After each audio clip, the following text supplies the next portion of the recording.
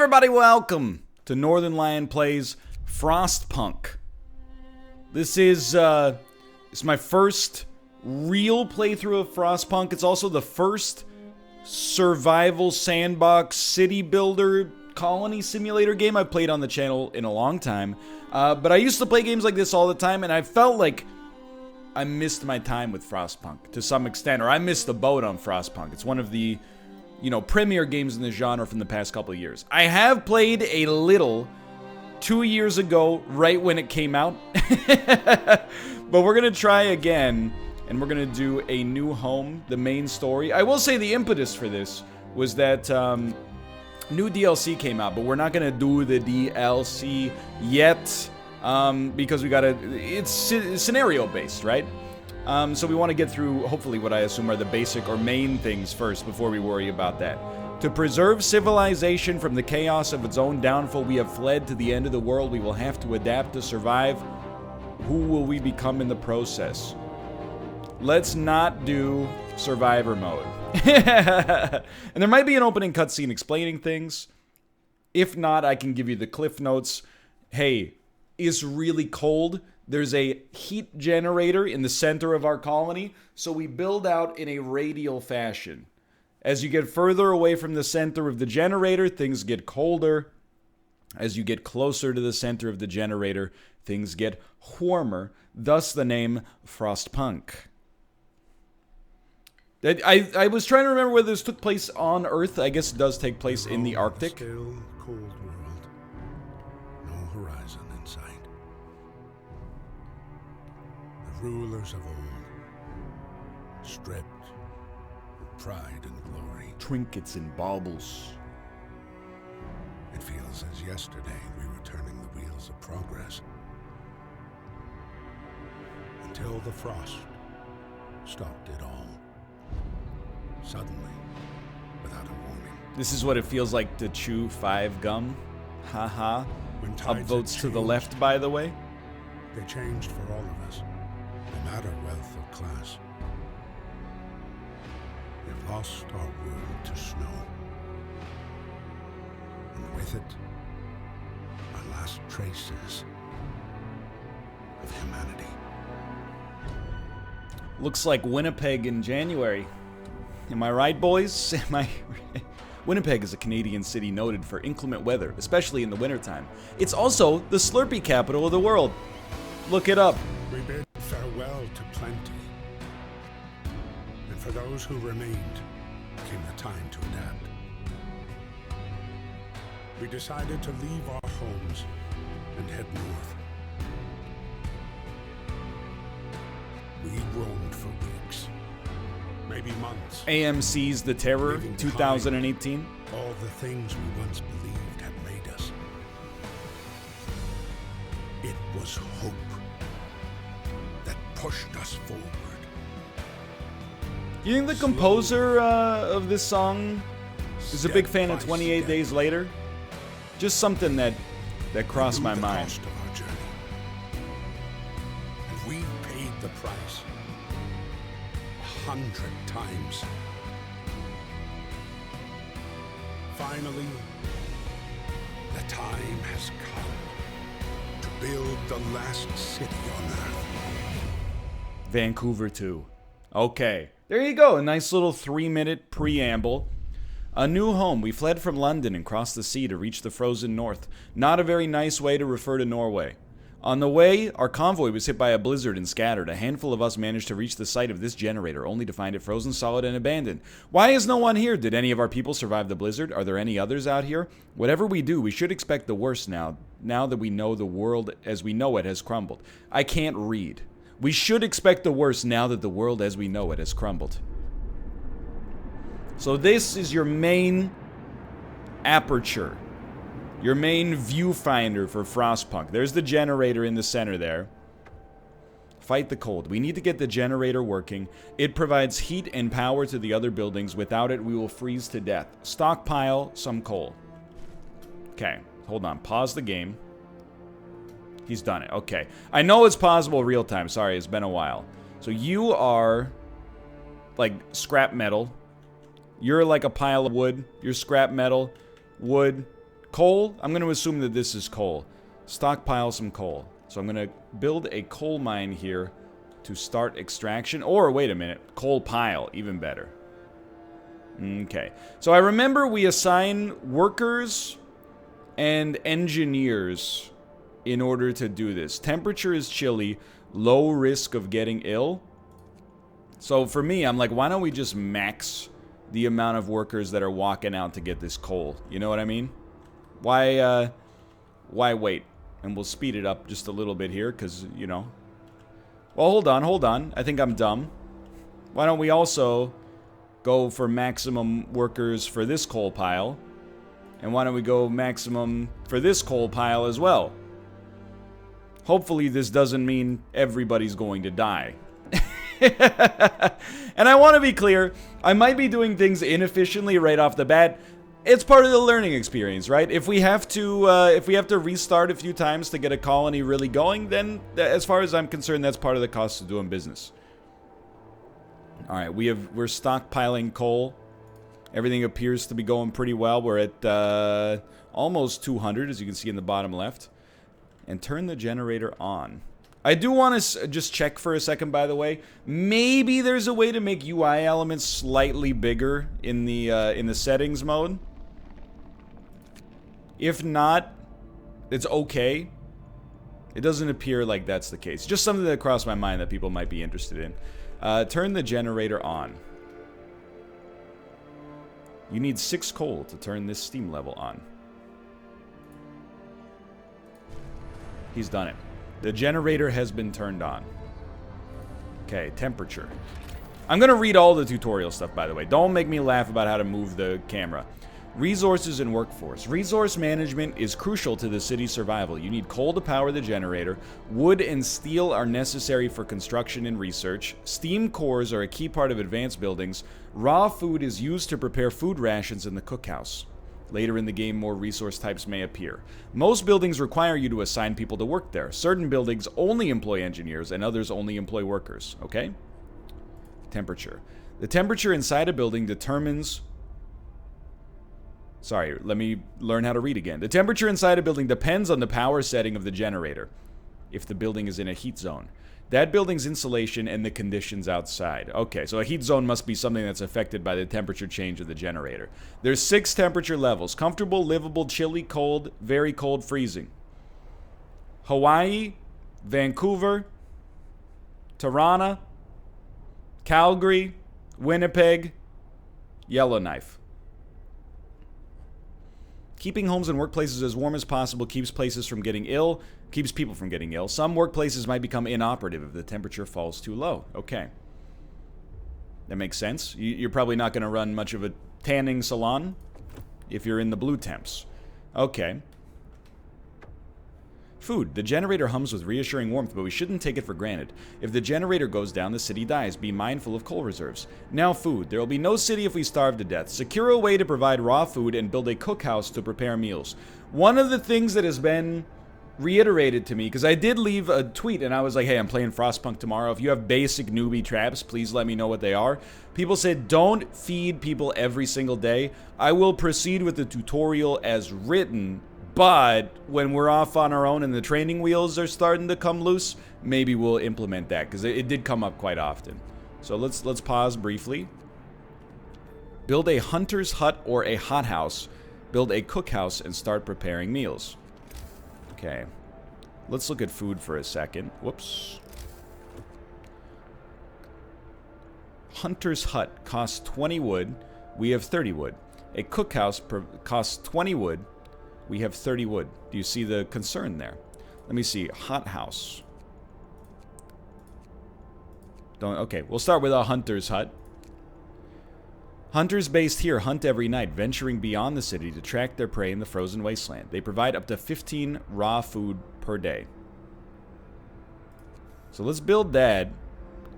And we have to... Oh, because we haven't built any roads. It's telling us we probably do want to put it adjacent to the core. I don't know if it has to be adjacent to the core right now. But because it's the tutorial, let's trust the game designers, okay? So we'll toss down a hunter's hut right here, which is now, I believe, being built by 10 workers.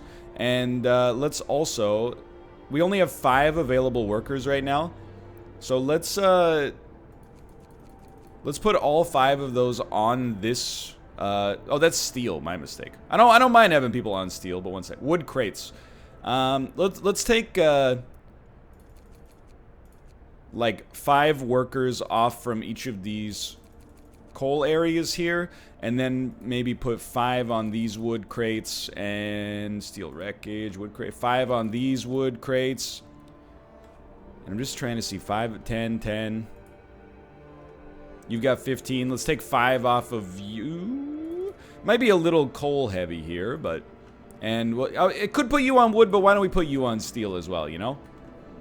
That way we got a little bit of each resource coming in for the future. So we're building a hunter's hut right now, as you can see. These guys are moving over here to work on it right now. And we also need to build a cookhouse, but we need some more wood for that. People are going out to get wood right now. In theory, it's going to take them a bit because they're walking, you know, through the snow. So we could probably speed up. Very understandable. Oh, hold on. Missed the tutorial. Controlling time, already done. Use the construction menu at the bottom of the screen to order the construction or dismantling of buildings and streets. Only people who are not currently at work can build structures. That might explain why we're having a little bit of a slow construction time. Everybody was picking up rocks. Buildings in the heat zone are warmer and provide better living and work conditions. To make the best use of the heat zone, buildings are placed on a radial grid. All buildings must be connected to the generator by a street in order to function. Okay. Understood. And we have 0 hunters assigned right now. So one sec. Hunters. Hunters leave the city to hunt in Frostland for food. They work from 6 p.m. until 6 a.m. Initially, they bring up to 15 units of raw food from each hunt. Research upgrades will significantly increase the hunt yield. So I don't know how many workers we need on that, but I'll tell you, I think that we could probably pull 5 from here, 5 from here, and then send 10 hunters out for now. And we'd still need to build a cookhouse and start preparing meals, which means we're going to need to pull some more workers, probably off from here, to work in the kitchen. I don't know if we need 5 of them, but we'll deal with that when it comes to pass. So, was it cookhouse? It should be cookhouse, yeah. Build a cookhouse. Okay, we'll place that next to the hunter's hut. I don't know if we need any kind of optimization there. Like, if they have to carry food from the hunter's hut to the cookhouse, we'd probably want it to be close. We're out of wood. Hello. Hello, civilians. Are you coming to build this place? Yes? Fantastic news. Keep up the good work.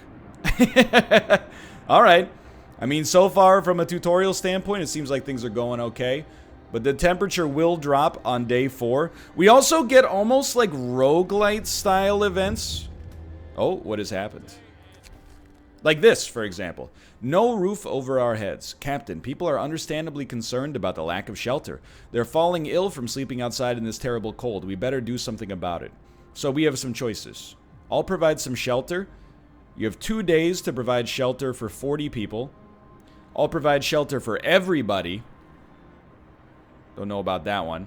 But I'm assuming the exclamation points are like how much people will love this. I won't address this right now. Discontent will rise slightly. You know what? I will address this. I will provide shelter for 40 citizens, which is going to require...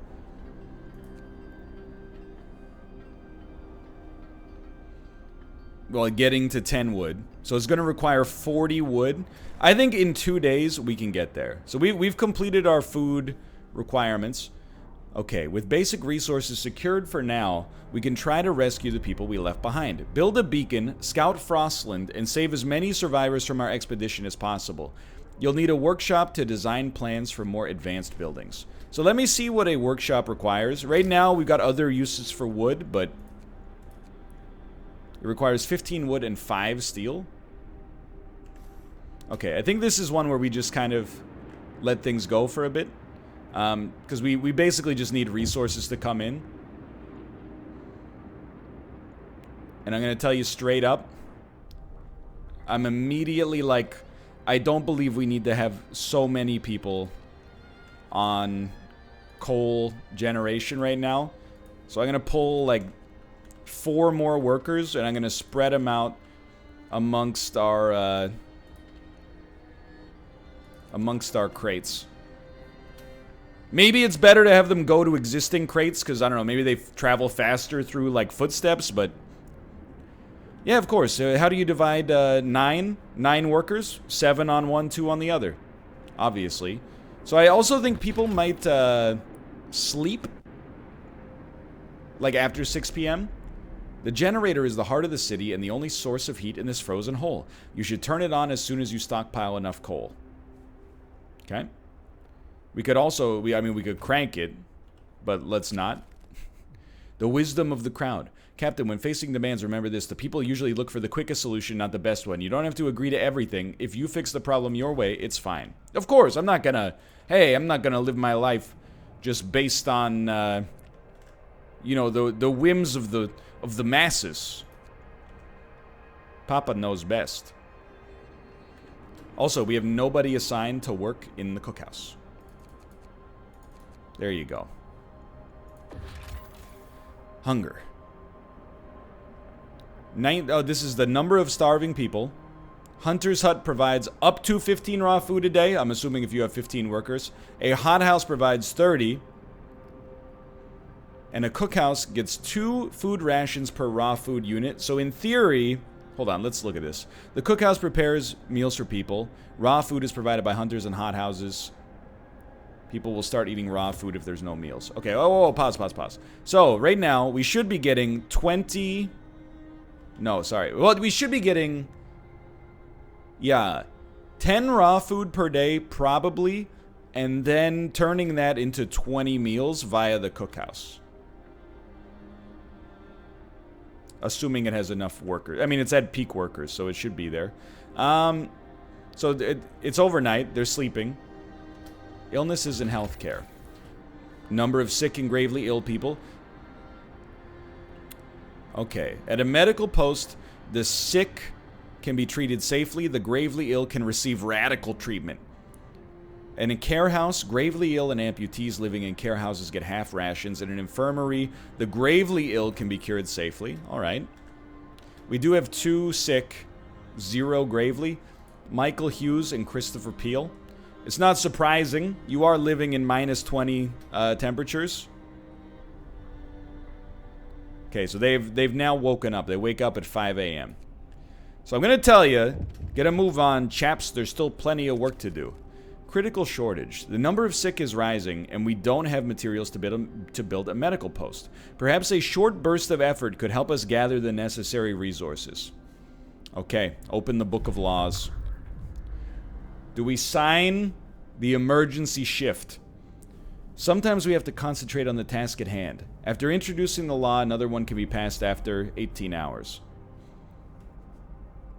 You can force workers in any facility to work for the next 24 hours, but it will raise discontent, and discontent will rise slightly. You know what? Today we're working a 24-hour shift. I apologize. I recognize, you know, nobody wants to do this, but, you know, we're fledgling right now. We're in our infancy. I feel like this is pretty mission critical. I'm watching our resources. Okay, now that we've gotten to 30 wood, we are going to build 3 tents. And I got to tell you, this is prime real estate. I'm also trying to think, we're going to have to build roads at some point. Can they go between the buildings? They can. As a result of that, we don't need to leave gaps. That's good to know. Okay, so we're going to build 3 tents. This is prime real estate in the heart of the city. 10 more wood. We're building 1 more tent. And then that should complete our first objective of providing shelter for half of our individuals, which I think is okay. I'm watching our coal. Coal is going to last us through the night. I'm feeling okay about that. Shelter promise fulfilled. Everyone feels relieved with a roof, even a flapping one over their head. Hope rises. Okay, maybe we shouldn't be playing on speed 3 too often. I do feel like it's also important for us to build a medical post, which is going to require 25 wood. Give it a sec. People are gathering. Many people have suggested, by the way, you really want gathering posts. People working here gather resources from nearby coal piles, wood crates, and steel wreckage. Ah, but it needs to be on a street. I see. You know what? I think we honestly should try to take advantage of that as early as possible. I think it can only benefit us. So let's build. I know the tutorial's not telling us to do it. We're striking out on our own. We're gonna spend 12 wood building a road like right into the heart of the city, or the heart of the industrial area. Then a gathering post is 15 wood and 5 steel, which is very buildable. I mean, the road is going to help them travel faster to begin with, and they're working overnight today. Aren't they? They appear to be sleeping. But in facilities, I guess they're working overnight. Okay, so they've risen again after very little sleep. Another day, another shift. Hold on. More tutorials. Day-night cycle. City wakes up at about 6. Work starts at 8. They finish at 6, and then they can help with construction again. You can extend the 10-hour work shift if you have to. Okay. Building abilities. You unlocked a new building ability by signing a law. Okay, so that's our 24-hour shift. Resource shortage. We're getting short on resources. Our needs are great. Not now. I disagree. I don't believe we're getting short on resources for the time being. I have my orders, okay? So you guys go to work, please, and generate a little bit of wood. That's all I can ask for. I choose to build a gathering post here, and then we will assign many workers to that. We could also build one over here, but we got other objectives on the go as well. So I'm just watching. No raw food, but two days worth of rations. We still have 40 homeless. Switching between buildings. Okay. I don't need to worry about that just yet. Okay, so the next step. Pause me. And then at this incredible gathering post, we are going to assign... I know I'm only assigning workers right now. And not engineers. What are... You know what? This is where you... Old NL would go 20 videos without using them. New NL? When to use engineers. Frostpunk. Just give it a second. I'm looking up answers on the fly. Engineers are specialists. They can only man high-tier jobs. You can also use them to get resources early, but mainly they're used for more advanced buildings. Okay. Well, let's put, you know, 5... Oh, let's put 3 engineers on the gathering post. That does take efficiency up to 100. I'm trying... We can't put one on the cookhouse. Don't know why, though. Oh, maybe because it's at peak capacity, which is probably why we can only put 3 on the gathering post as well. Makes perfect sense. Okay, so when we build our next gathering post, we'll put some more engineers out there. But first, we should, I think, start to work on these. Or maybe build a medical post. Hey, man. Let's build a medical post.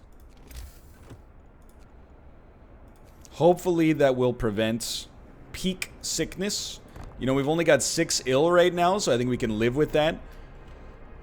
And then the question is, do we want workshop beacon? Or do we want to go more tents so nobody's sleeping outside? I mean, sleeping outside next to the generator, I gotta level with you. It sounds pretty nice to me. Sounds like a camping trip.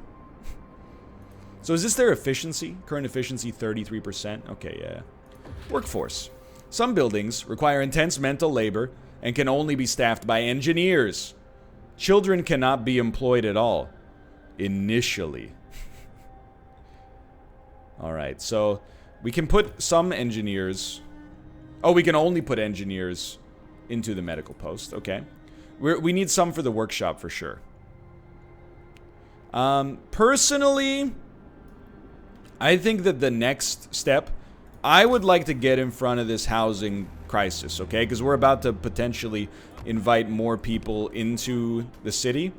So let's build more tents. And I think this will also necessitate the construction of a radial road. And I'm here to tell you, things are probably going to look a little hideous in my colony. I apologize. But hey, we're not simulating traffic to the best of my knowledge in this game, so just let me have this one, especially for episode 1, please. And I think when everybody goes to sleep tonight... Oh, hold on. Weather changes. The temperature in the city is constantly changing. Thermometer indicates the direction of temperature change. When it gets colder, the temperature inside of buildings drops as well. That makes perfect sense. I think as soon as y'all go down for the night tonight, and we enter this sunset, I am going to pause the game and call it episode 1 right here. I think this was reasonably productive, but I might be hurtling towards disaster without any knowledge of it. For now, thanks for watching. Hope you guys have enjoyed the episode. If you did, click the like button. Helps out a great deal. Of course, subscribe if you want to see more in the future. Always appreciate your support, especially as a new series begins. Thank you, and I'll see you next time. See ya!